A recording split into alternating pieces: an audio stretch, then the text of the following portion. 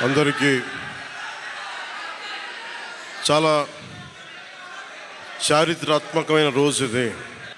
ఆంధ్రప్రదేశ్ 5 కోట్ల మంది ప్రజలు చాలా చారిత్రాత్మకమైన తీర్పిచ్చిన రోజు ఇది.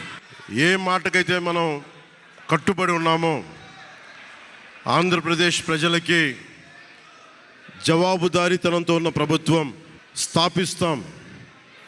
ఏ మాట మీద అయితే మనం చెప్పామో కూటమి ప్రభుత్వం ఆ మాటను నిలబెట్టుకుంటుంది. ఈరోజు మీ అందరికీ జనసేన పార్టీ ఆఫీస్ కేంద్ర కార్యాలయం నుంచి, ఈ వేదిక నుంచి ఒకటే చెప్తా ఉన్నాను మీ అందరికీ, వైసీపీ వైఎస్ జగన్ గారు కానీ వారు నాకు వ్యక్తిగతంగా నాకు శత్రువులు కాదు.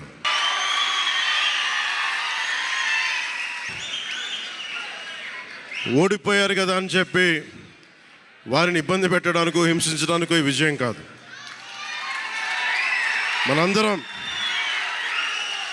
మనందరం గుర్తుపెట్టుకోవాల్సింది చాలా ముఖ్యమైనది. వైసీపీ పార్టీని భవిష్యత్తులో ఇబ్బంది పెట్టడానికి విజయం కాదు. 5 కోట్ల మంది ప్రజల పైన వారి భవిష్యత్తు కోసం పునాది వేయడానికి ఉన్న రోజులు ఇవి. అంతేగాని కక్ష సాధింపుల కోసం కాదు.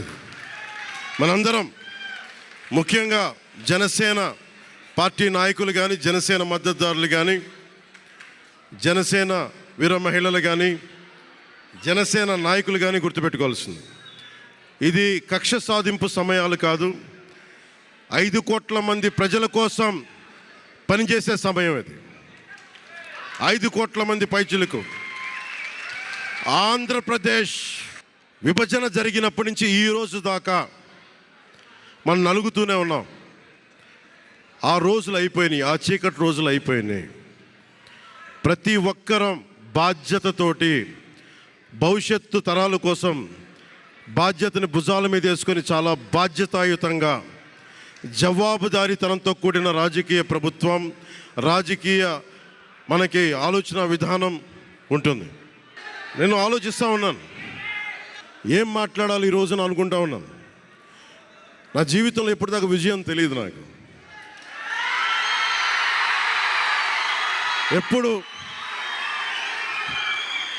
ఎప్పుడు ఒకే ఒకసారి సినిమాల్లో ఉన్నప్పుడు తొలి ప్రేమ అనే విజయం చూసాం.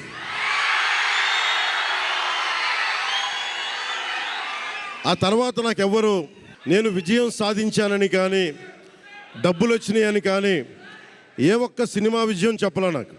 నా జీవితం అంతా ఎప్పుడు కూడా దెబ్బలు తింటానో, మాటలు పడతానో, తిట్టించుకుంటానో, నేను ఎంత ఎదిగా నాకే తెలియదు. మీ గుండెల్లో ఈ రోజు నన్ను తీసుకొచ్చి 21కి 21 గెలిచే వరకు నాకే తెలియదు.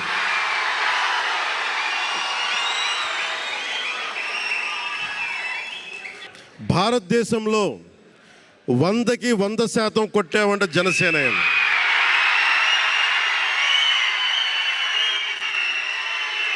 100కి 100.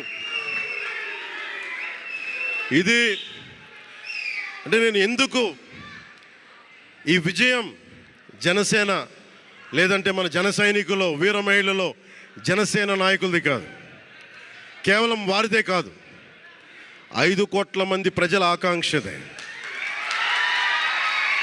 మార్పు కావాలి, పాలన మారాలి. ఇవన్నీ చాలామంది, కోట్లాది మంది ప్రజల ఆకాంక్ష. ఈరోజు ప్రజలు ఇచ్చిన తీర్పు ఇది.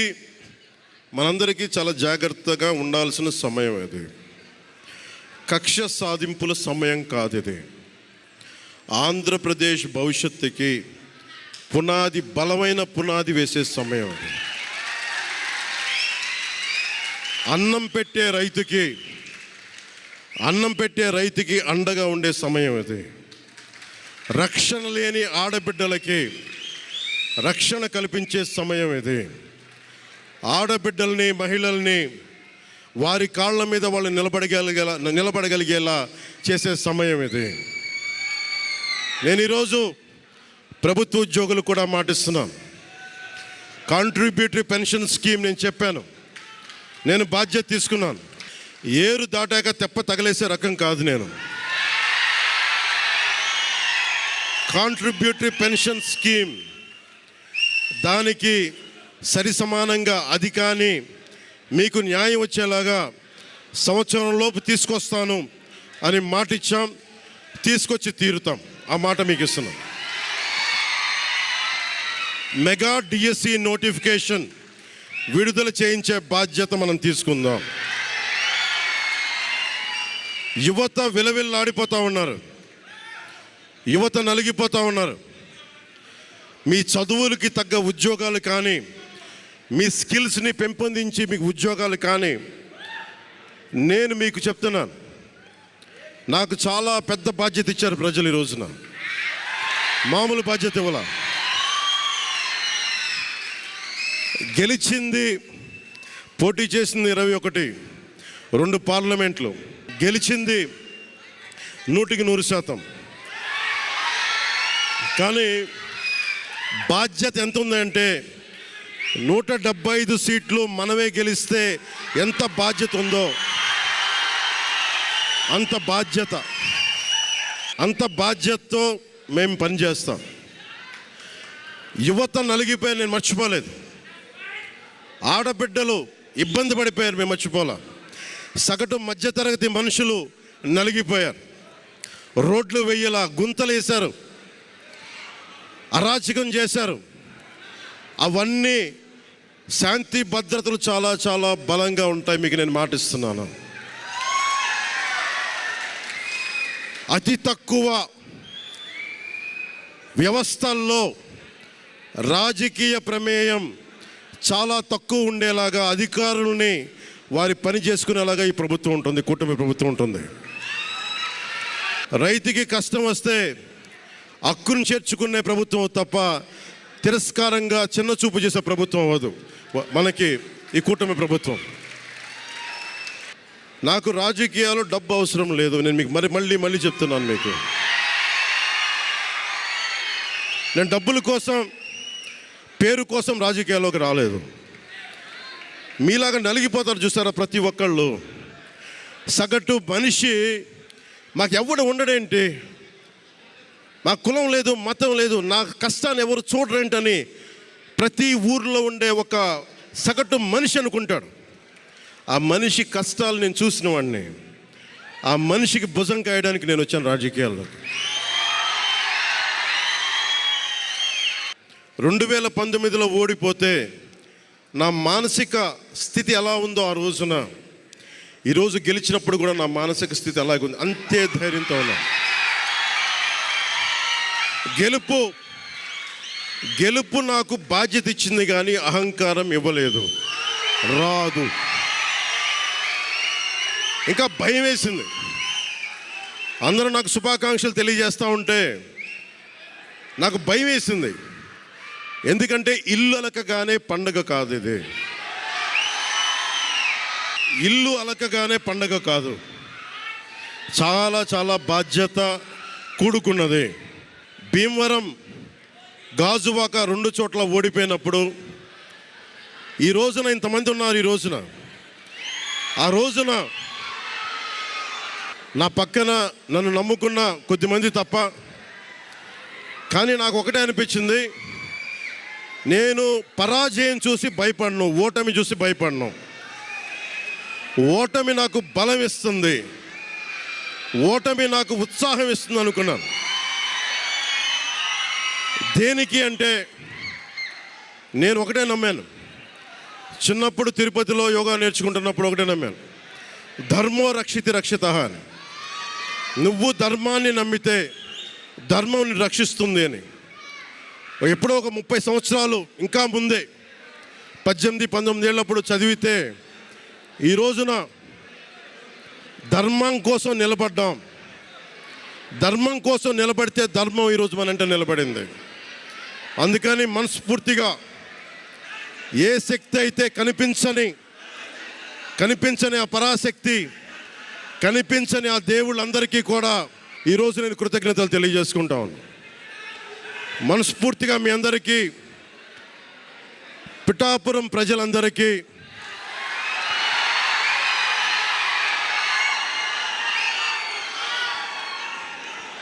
మీరు పిఠాపురం పురజనులకి, పెద్దలకి, ఆడపడుచులకి, అక్క చెల్లెలకి, యువతులకి, కథం తొక్కిన యువతకి, కథం తొక్కిన జన సైనికులకి, జనసేన నాయకులకి, తెలుగుదేశం నాయకులకి, తెలుగుదేశం శ్రేణులకి, తెలుగుదేశం నాయకులు వర్మ గారికి, వారందరికీ కూడా నా ప్రత్యేక కృతజ్ఞతలు తెలియజేసుకుంటా ఉన్నాను. మీరు పిఠాపురంలో పవన్ కళ్యాణ్ గెలిపించలేదు. కేవలం పిఠాపురం ప్రజలు పవన్ కళ్యాణ్ ఒక్కడిని గెలిపించలేదు, 5 కోట్ల మంది ప్రజల్ని గెలిపించారు మీరు.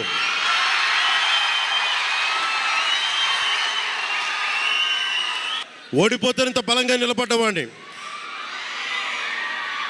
ఇంత గెలిపించి కాదు మీరు ఇచ్చింది, చిన్నపాటి జయం ఇవ్వాల, ఆకాశం అంత విజయం ఇచ్చారు మీరు నాకు, మాకు, మా కూటమి ప్రభుత్వానికి. ఇది గుండెల్లో పెట్టుకుంటాం, నిలబడతాం, నిర్మాణాత్మకంగా పనిచేస్తాం. మీ కష్టాలలో మీ ఇంట్లో ఒకటిలాగా నేను ఉంటాను, మీ అందరికీ మాటిస్తున్నాను.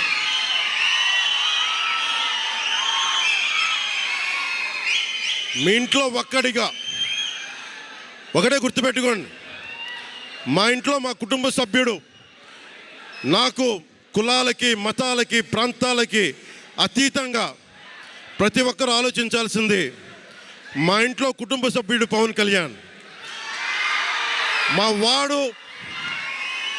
మా వాడు అసెంబ్లీలో అడుగు పెడుతున్నాడు, మా కష్టాల కోసం మాట్లాడతాడు, మా కష్టాల కోసం నిలబడతాడు. అది చేసి చూపిస్తాను. ప్రభుత్వం ఎలా ఉండాలి, అధికార యంత్రాంగం ఎలా ఉండాలి, రాబోయే రోజుల్లో మీకు అందరికీ చేసి చూపిస్తాం. మళ్ళీ ఒక 10 నిమిషాల తర్వాత మళ్ళీ వచ్చి మాట్లాడతాను. చంద్రబాబు గారు వచ్చారు, వారిని కలిసి మళ్ళీ వచ్చి మేము ఇద్దరం మాట్లాడతాం.